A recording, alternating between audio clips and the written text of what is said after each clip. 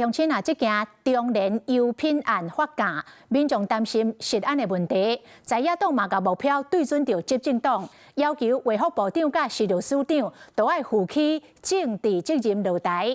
更加甲行政院長杜英泰來發話，愛到立法院做專案報告。民進黨回應講，專案報告的必要性會當個討論。杜英泰是講，目前已經有積極的處理。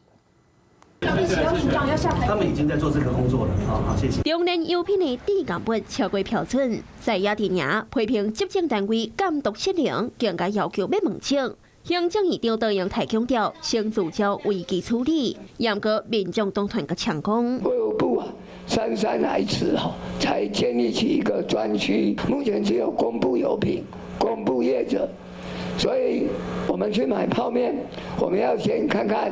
這家泡麵是用哪一家廠商的油來製造的嗎？批評食安專區的資訊無透明，造成民眾買搶泡麵這類民生物資的時，愛個家己比對官僚，為全民來做一個說明，來做一個釋疑。所以我們要求卓榮泰部院長能夠到行政院來進行專案報告。如果行政院相關機關相關行政措施都已經在進行，而且每天都有向國人報告，那是不是真的有專案報告的必要？我覺得都還可以再討論。目前食藥署宣布，包括甲超過20派加工品需要以封性封存，含量較無20派應該自主公布。